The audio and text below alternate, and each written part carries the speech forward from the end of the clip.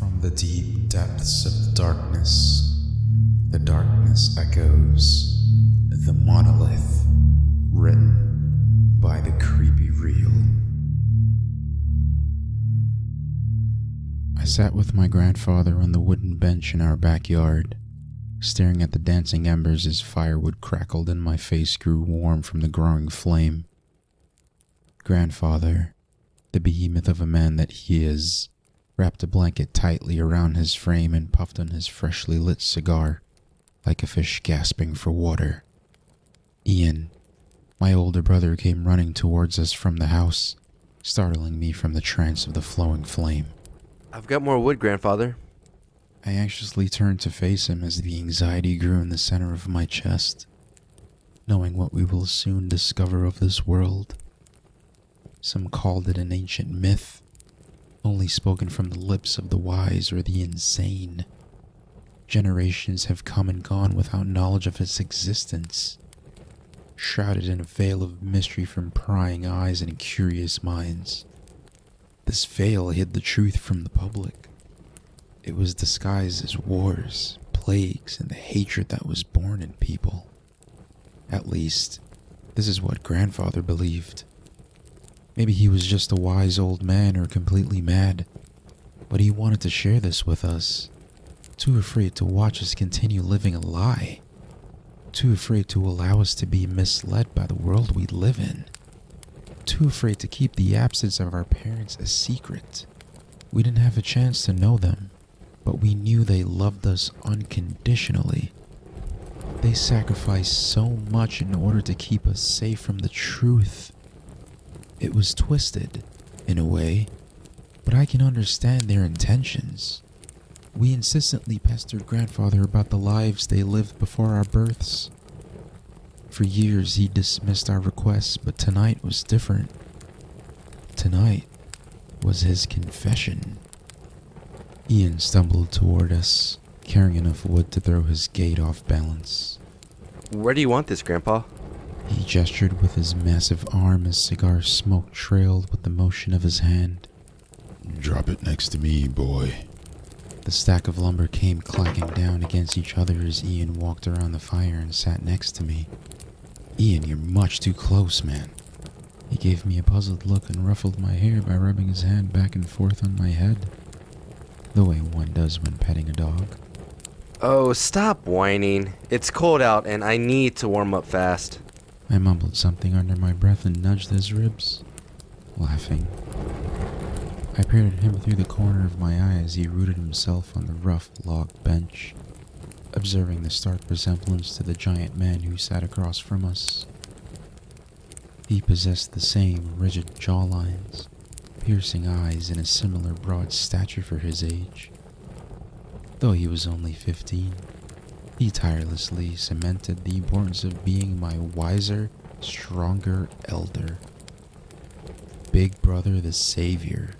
Big Brother the Protector. Big Brother the Lady Killer. As he thought himself to be.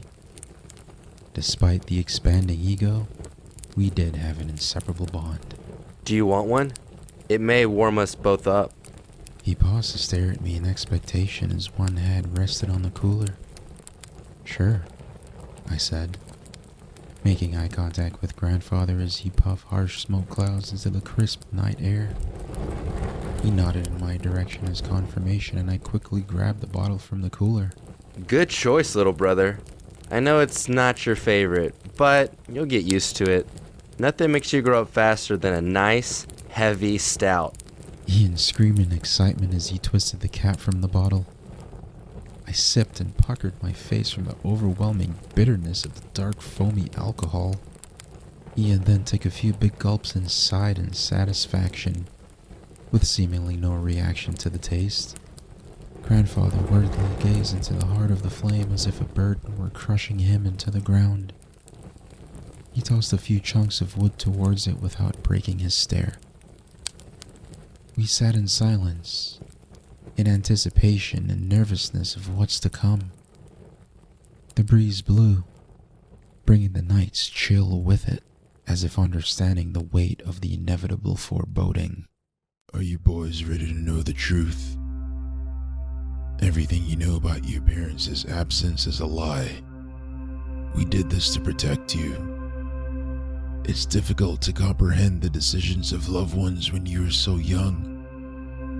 I didn't agree with this method of treachery, but your parents always had the finality of the paths you should walk.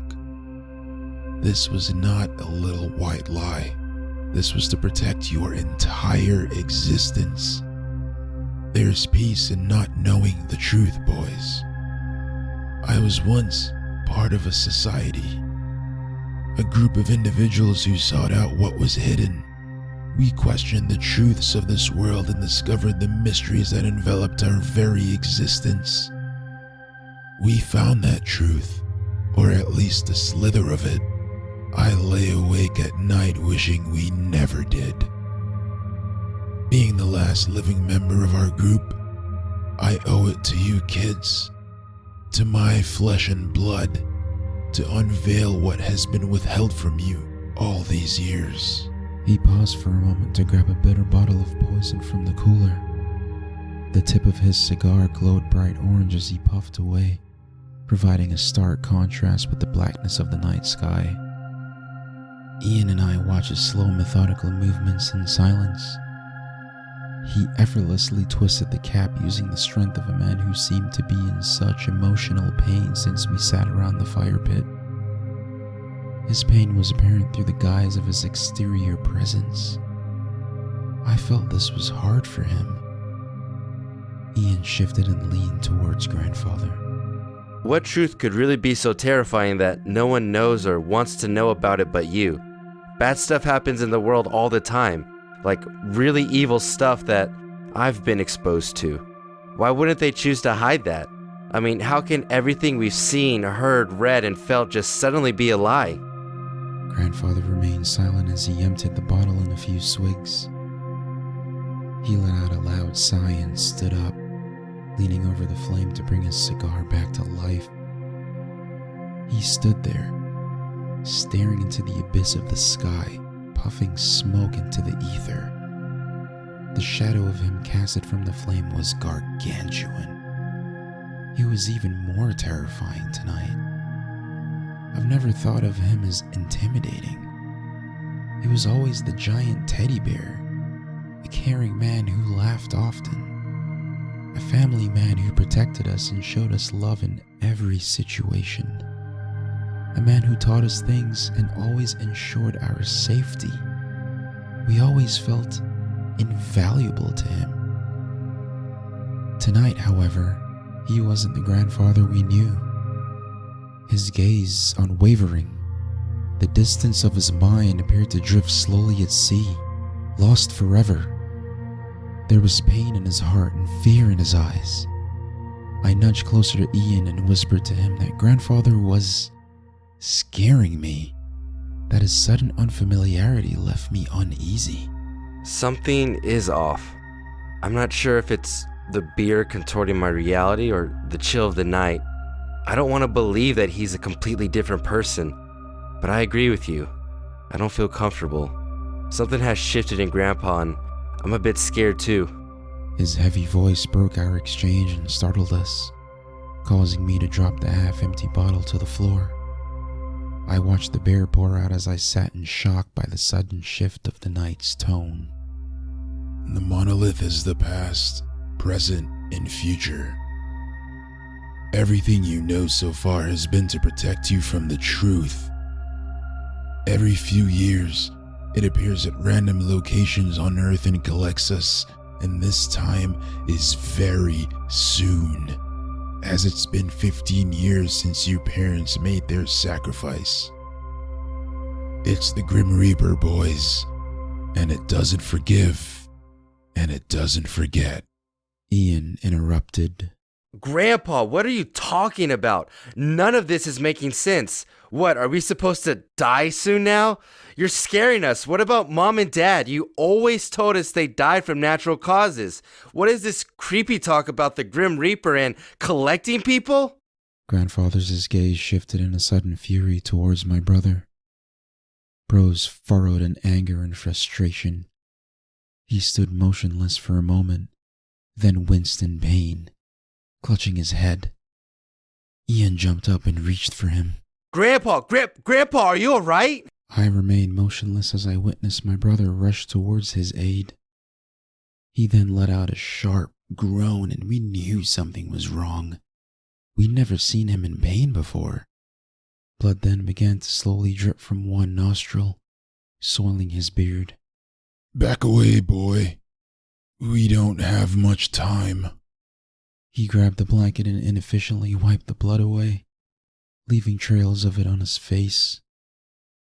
The coppery scent now filled the air as we breathed heavily from the tense moment. Grandpa, what's wrong? Why are you bleeding? Because it has been 15 years, Ian, and my time is up.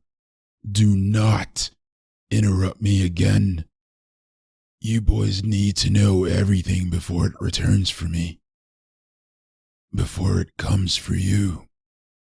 He hunched forward and stared at us, poorly attempting to further clean the blood from his face, his white beard now red, leaving the horrifying sight to face us as his mouth motioned to continue his tale. A big part of what the society and myself do is dive into the past, into the records of worldly destitution. But we encountered holes in our history which linked to the notion that something more was amiss. Lies were engulfing our idea of factual events today. We could feel it. Seeking to expose the world's biggest secret nearly led to our demise, for this secret is one that was to be kept hidden. We traveled the globe, scouring every bit of text and information, but our efforts seemed futile. Word traveled through the air like the smell of rot that we were questioning reality. I lost my team during the summer I spent with your parents and you boys, being the father and grandfather that I should be, doing what a man should do for his family. Meanwhile, my very existence was in turmoil. Grandfather peered down at his watch, the full moon peering at us just behind him. Silence once again filled him, and he was overtaken by his vacant look. This look would proceed to haunt me for many years to come. It was one of hopelessness and dread, the true face of fear itself. He carefully removed his watch in seemingly one swift motion and briefly scanned its appearance. His arm reached out around the fire, the watch dangling lifelessly from his pointer finger. He whispered, solemn in his tone, melancholy in his words. Danny, this is yours now. It's the key to the truth. Let it bring you the reason and the clarity you will need when the time comes. I looked in his eyes and nodded, grabbing the heavy watch with both hands and immediately secured it around my tiny wrist. I wrapped my arms around my chest as the cold air sent chills down my body. I inched closer to my brother for added warmth.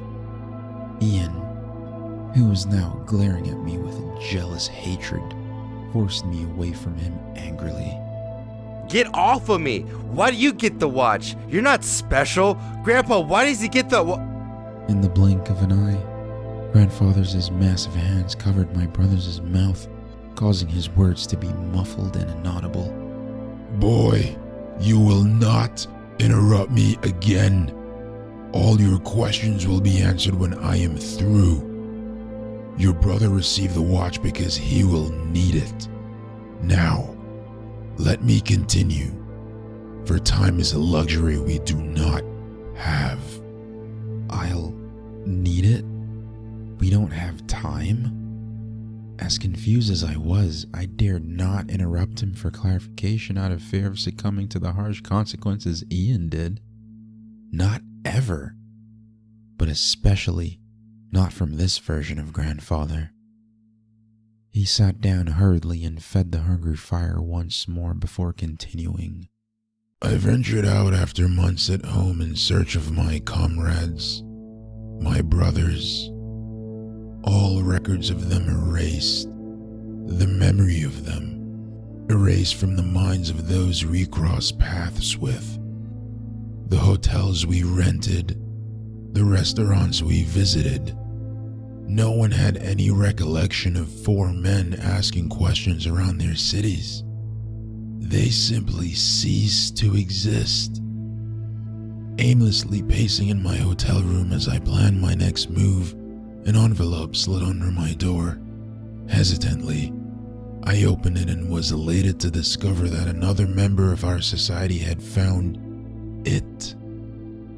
His practice of violent methods of extracting information proved more useful than our mild-mannered questioning.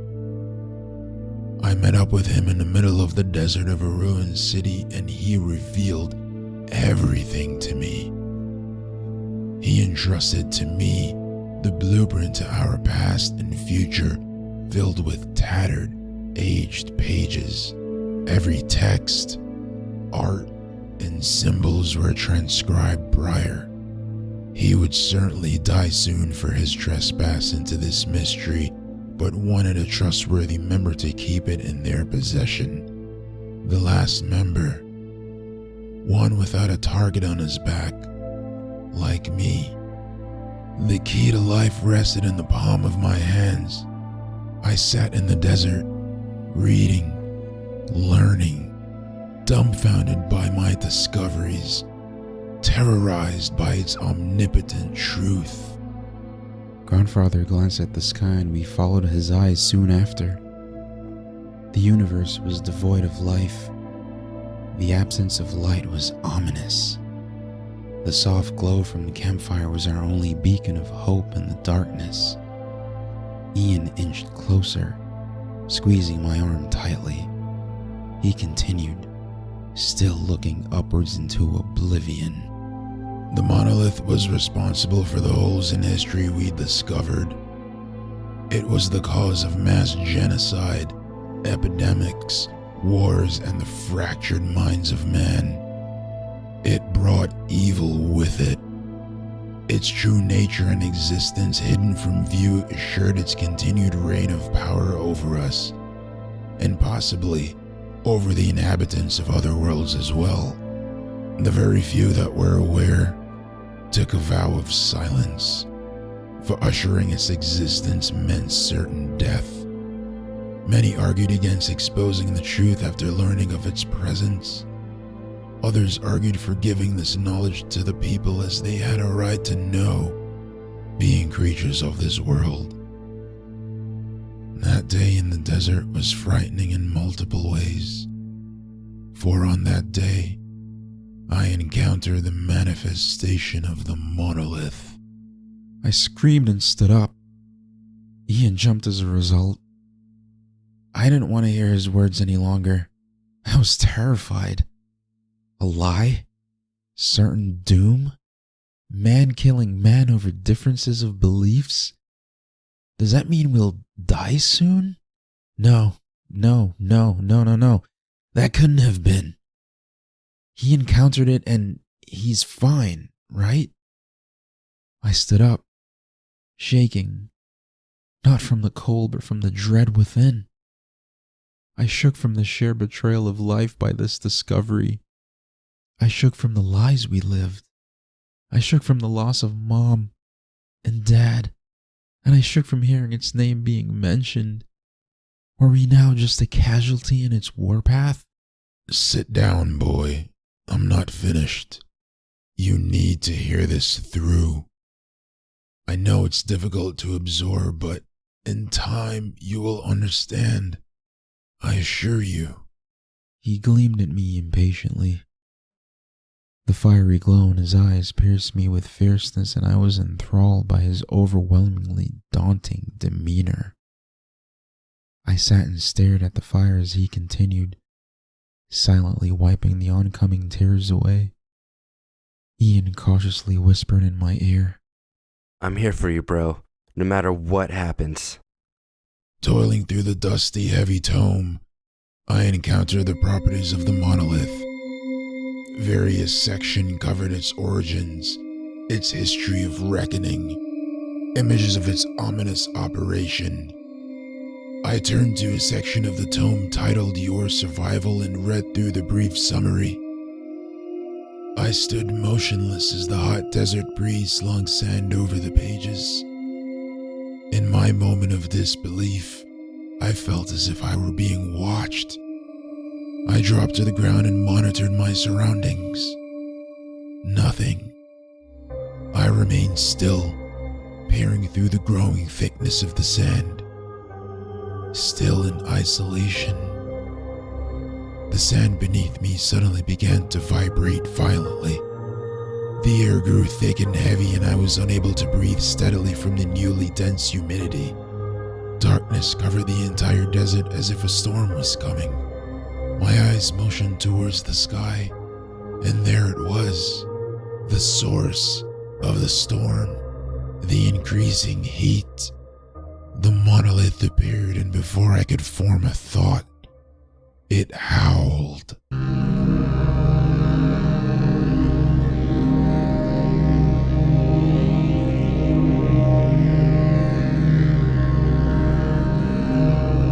Grandpa, what was that? What's that sound? My ears really hurt. Oh my God, my head. Ian clutched both ears with his hands and toppled over from his seat.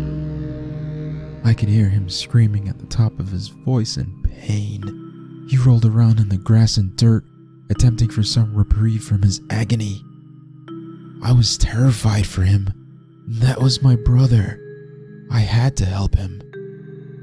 As I attempted to descend to the aid of my big brother, the howl emanated from the atmosphere again. The howling sound it produced was entirely indescribable. My vision blurred, transforming my brother into a blob of unrecognizable colors and shapes. Then, the ringing. I squeezed both sides of my head and felt warm blood against my palms. I'm deaf. Oh my God, I'm deaf was all I could think. Trying to retain some cognitive functions proved futile. My body had a mind of its own, and it fought to protect itself from further damage. I dropped to my knees as the pain escalated through every muscle, fiber, and bone. Then, just when I thought I had reached my highest level of torment, my brain felt as if it were caught in a vice grip. A slow, crushing pressure which felt as if it were turning the meat inside my skull to mush.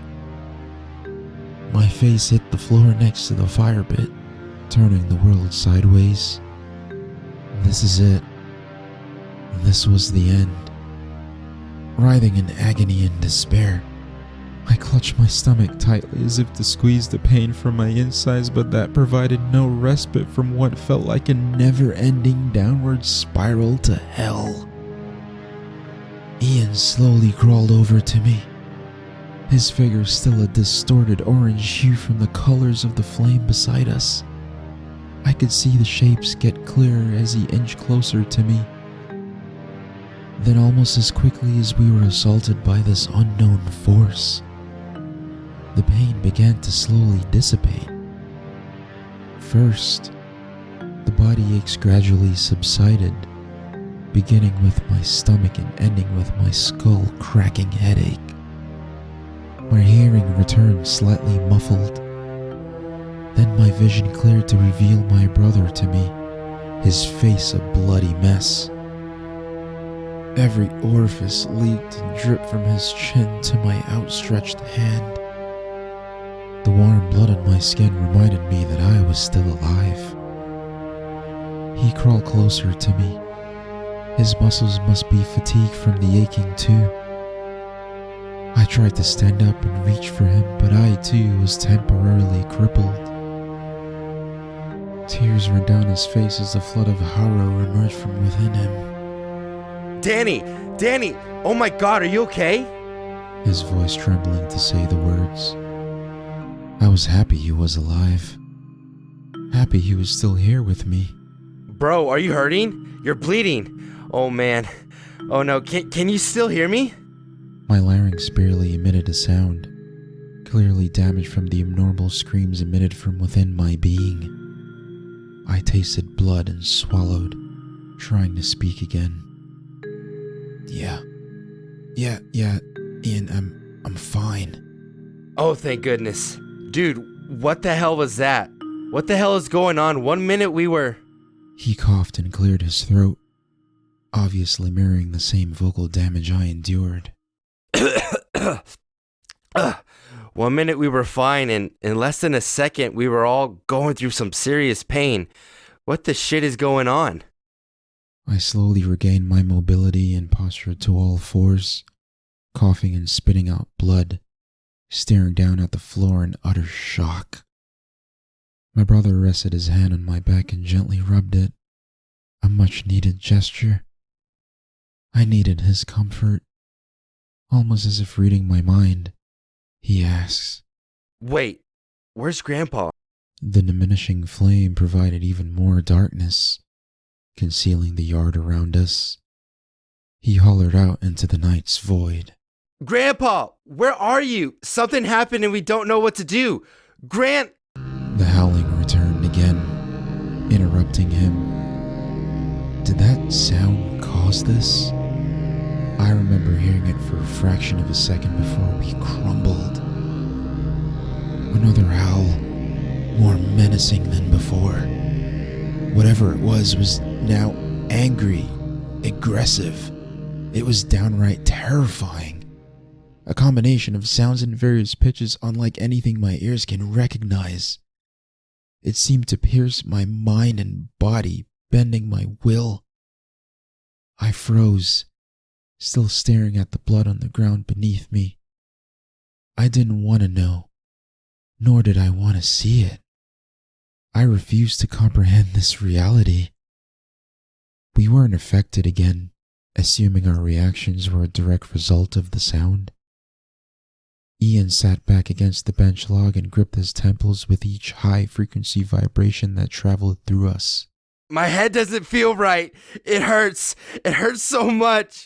I reached out to hug my brother and the howl returned again, as vicious as before. Only this time, a bright light illuminated the night sky and the entire city with it. The sudden brightness demanded my attention and I swiveled my head swiftly towards the source. I saw it for but a fleeting moment. It was enormous. A pillar shrouded in blackness that moved and slithered on its surface, resembling the consistency of sludge. The glossy texture reflected the city life beneath it. It extended to the heavens, surrounded by storm clouds that were accompanied by rain and thunder. Mother Nature was now the one howling at its children. Each flash of lightning further revealed the oiled, enormous pillar towering over the city, towering over our world, its scale unfathomable, as if there was no end to its ascension. Its presence ominous. The light it emitted gave way to darkness once again, and I stood up, frozen by fear. I nudged my brother to confirm if he witnessed the phenomena before us. He groaned in pain frustratingly. No, I didn't see anything. It hurt too much to open my eyes. This headache is excruciating. I don't feel good, Danny. We need to find Grandpa and figure out what's happening. I'm really scared. As my eyes readjusted to the pitch black again, I called out to my grandfather. My legs shuffled around in a dark backyard, calling his name louder and louder as each yell remained unanswered. My eyes grew watery, my body stiff and trembling as the one person we needed most was absent. What were we to do as kids? What was happening to us? It felt as if we were transported to a new world, one of mystery, dread, the unknown. Some weird alternate dimension. I don't know what to do. Was this an alien invasion? An act of war? Just then, thunder rolled and the lightning's flash revealed the certainty of the situation we were trapped in. There it was again, the glossy black liquid slithering on the surface of the pillar. It pulsated enough to resemble the rise and fall of a gentle breath. The giant pillar just stood there, motionless, hovering over us as it spanned miles, it seems. I could almost feel it watching us, peering into our souls and minds as it continuously emitted a low hum. I dropped to my knees and stared up at the sky. The dark silhouette of the pillar concealed the beauty of our universe, demonstrating its grandiose scale. The moon was hidden from us, as well as the constellations and the stars Ian and I tried to guess numerous times before tonight. Danny, the fire's almost out. I don't want to be caught out here in the darkness with that thing. I heard my brother groaning to his feet, wiping the blood from his nose and mouth. It's too dark out here. Let's go inside and call the police. Maybe Grandpa went to get help? He'll be back soon, right? Yeah, right. I mumbled as I remained focused on nothing.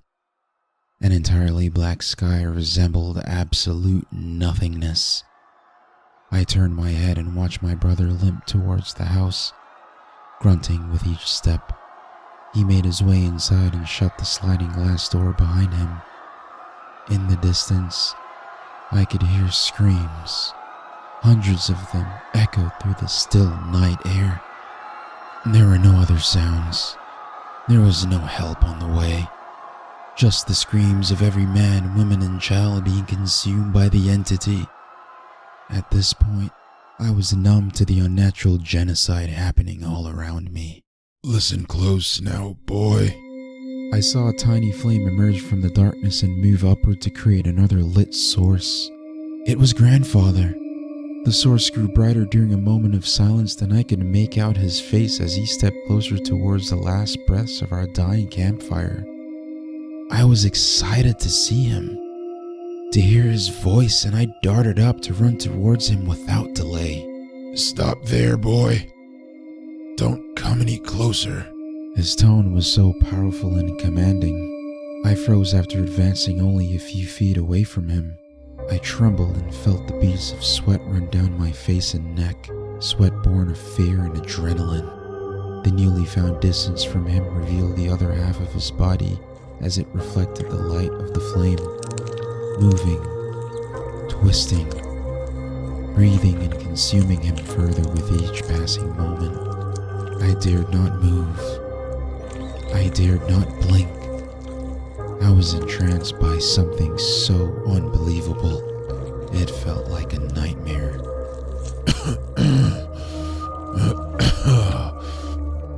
My time is up. I have bargained with the Monolith and it has come for me now.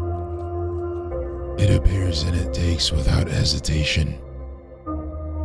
That day in the desert, the section I read titled Your Survival provided me with all the steps needed to prolong my life. I'm sorry, but it had to be your parents. It had to be blood. They agreed with that decision out of their unconditional love for you. It was hard for me then, as it is harder for me now. I could not let it take you boys away at such a young age. I wanted you both to live and grow up together with an unbreakable bond. You boys did so well. I am proud. But you have heard its screams, and you've seen its skin, and are now marked like the entire city before you. The glistening oil now covered all but his upper torso and head, the cigar dropping to the ground as his hands were consumed by this parasite seemingly eating him alive. Thousands will die tonight, Danny, including you boys. I did my best with you both, trying to shield the truth of this world from you. This truth will continue to seek us out until the end of times. It's here, now, and it has marked this time, and this place, and the people in it for its reaping. I anxiously absorbed Grandfather's words.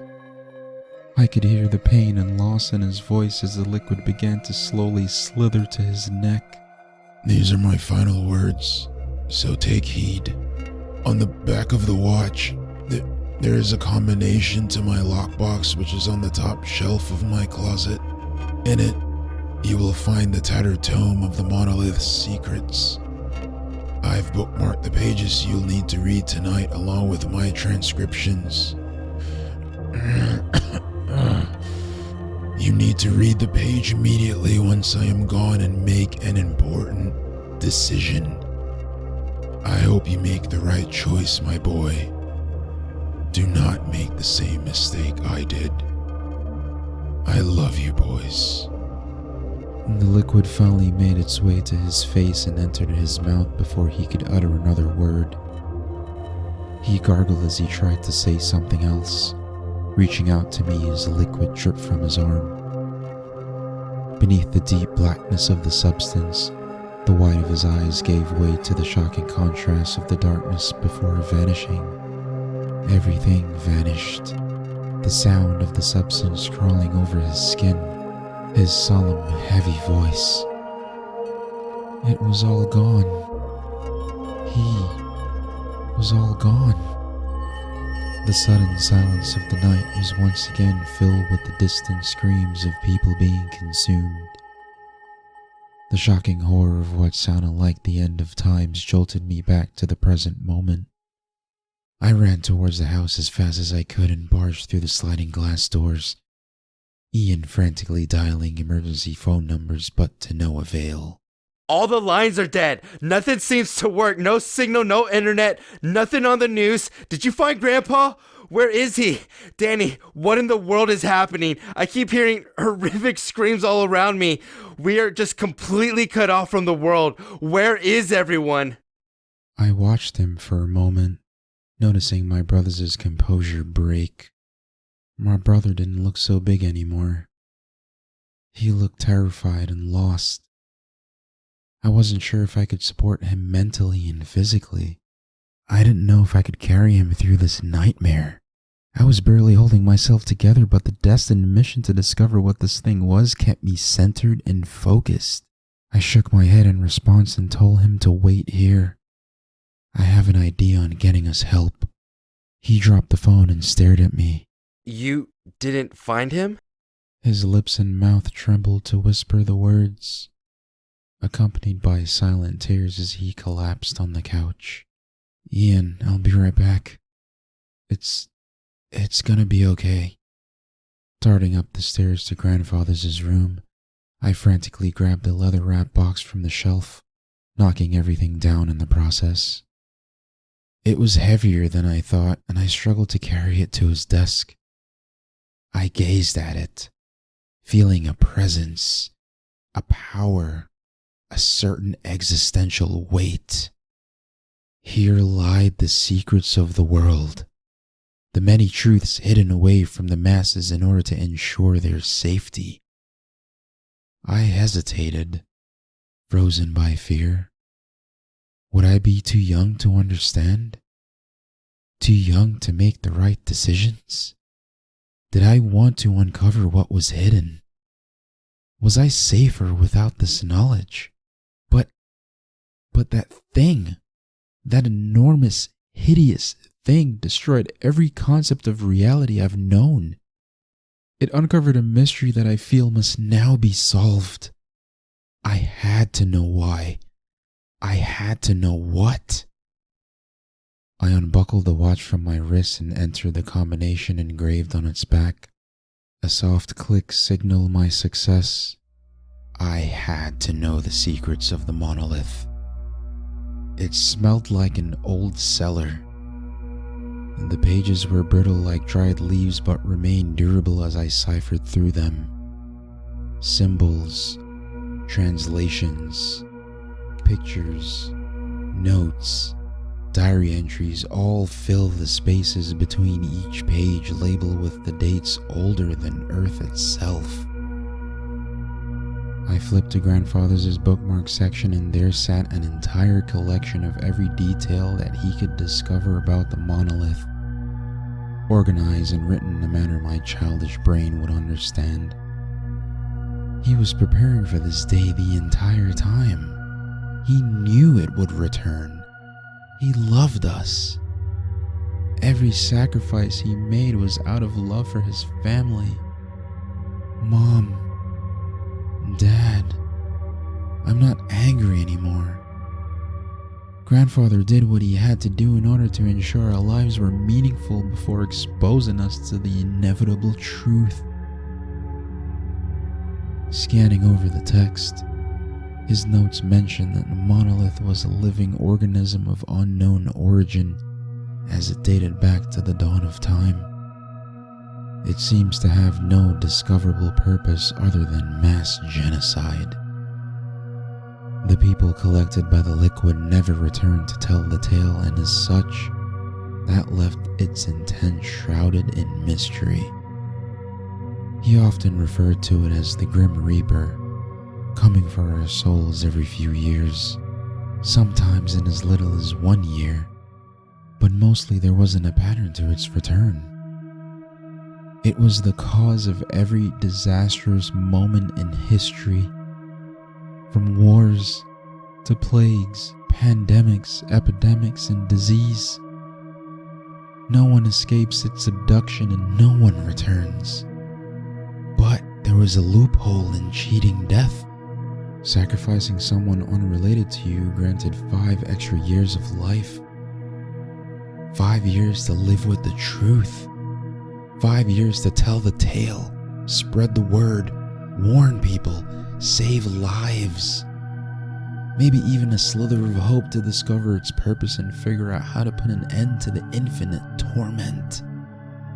Then, there was the sacrifice of someone close to you, someone related to you by blood. Now, imagine 15 years to save the world. 15 years to change our destiny. I didn't know if this was childish naivety or my true calling, but I pondered this with despair and guilt in my heart, but also with hope and a mission to perform a task much larger than life itself. Larger than I could ever be.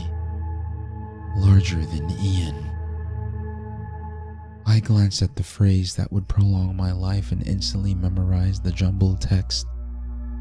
There was a calling to it, as if it encouraged my intentions.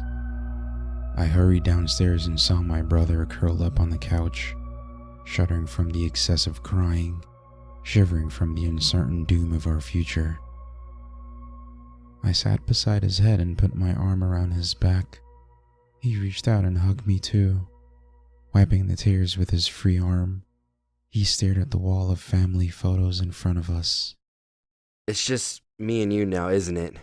We don't have any other family. Mom and Dad are gone, and now Grandpa is too. I was afraid of being alone, but then I remembered I've got you. 2 brothers against the world. We'll figure out what's happening, and fight together just like we always did with anything in life. Okay? Just promise me you'll always have my back, and I'll always have yours. I sniffled and rubbed my eyes. The scariest part of all this was my lack of hesitancy. Was it me, or was it the monolith's call? All it required was a thought and a gesture of the lips to form the first word, and then the gates were open. The phrase repeated out loud involuntarily. I tried to stop it. I tried. My body refused to fulfill the demand to cover my mouth, to stop thinking of the phrase, stop talking. I felt it before I saw it. It was cold and slimy. It began to vibrate gently as it dripped down my arm.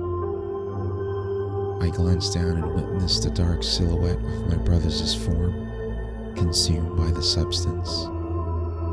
It consumed him almost instantaneously, and before I could shed a tear, before I could call out, he was gone. The liquid also vanished, leaving no trace of his existence. It was difficult to process the unjustified loss of him then. I knew I made a mistake. This was what Grandfather mentioned.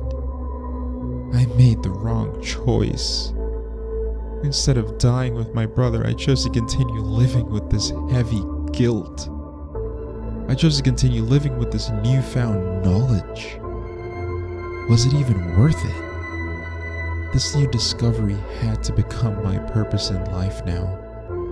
I had to try and solve this in order to ensure my family did not die in vain. A bellowing howl erupted for the last time. As quickly as it appeared, it disappeared. The screaming ceased and the night sky lit up with the brightness of the moonlight once again. Only the deafening silence remained. Sitting in a house all alone, devoid of the life I knew before, devoid of who I was, I must expose the truth for the sake of my family, for the sake of my guilt. As I sat under the bridge, sheltering myself from the rain and strong winds, I felt shame in writing this. My beard itched from neglect and my cardboard shelter was in shambles. My bare feet hurt and bled from the journey to get here. This was the most secluded and abandoned spot in town. It overlooked the infinite ocean and the desolate city. A town that did not recover from the violence and madness brought upon it 15 years ago, and many more years afterwards. A world that was forever changed, and a man that could not change what was once done. I did not save the world, nor did I bring this truth to the minds of many. The problem is, there was no many. In a matter of years, I became the last man left alive. An empty wasteland enveloped the world I knew. I was alive because I killed my brother for extra time. Extra time to sit in this void and ponder the remainder of my existence. I've tried to take my own life, but it doesn't let you. The only way to end it is to wait and live with the loneliness, the self-hate, and the overwhelming guilt. I caved in, knowing the inevitable doom that will befall this planet time and time again. Although it was 15 years ago for me, I spent year after year witnessing its resurgence, wreaking havoc each time it did, wiping out generations of people in a flash. It spared me because I committed a disgusting act. Others were not aware of its secrets. They were not aware of how to prolong their own life. I definitely was not lucky. Even if I were able to spread its knowledge, what would I accomplish? Why would I allow any man to live longer, to bear witness to a world no one should? I was doing them a favor. Why was I caught in the middle of a moral decision again? This should not fall on me. This cannot be my responsibility alone. I thought I could change the world, but I forfeited my childish ambitions and accepted guilt as my outcome. Besides, what were we to do in the face of a demon? A hellish entity hell-bent on taking this planet for itself. I just gave up.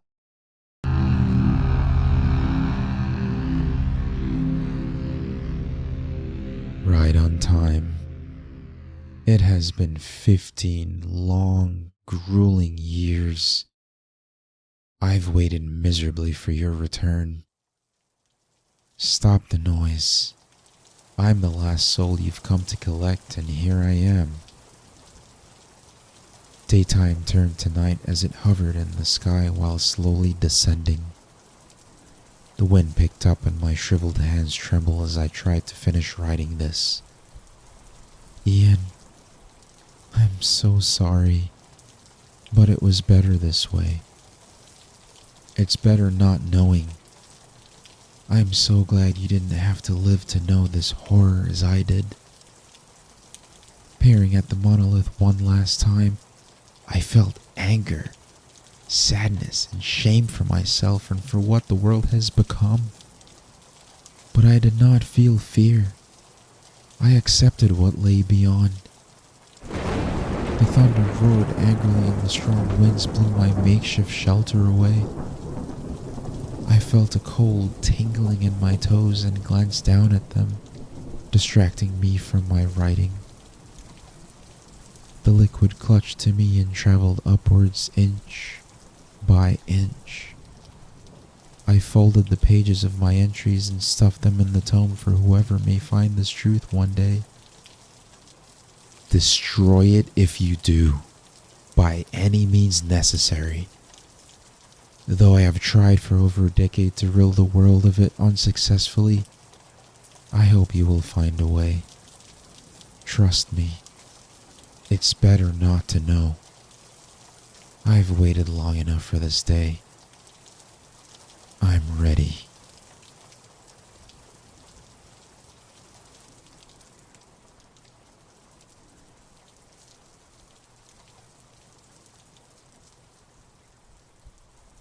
We've survived. The darkness has tried to claim us as its own, but we have proved more resilient once again. Breathe. Take a moment and breathe, for the darkness will call upon us once again. And in that moment, I hope you will be ready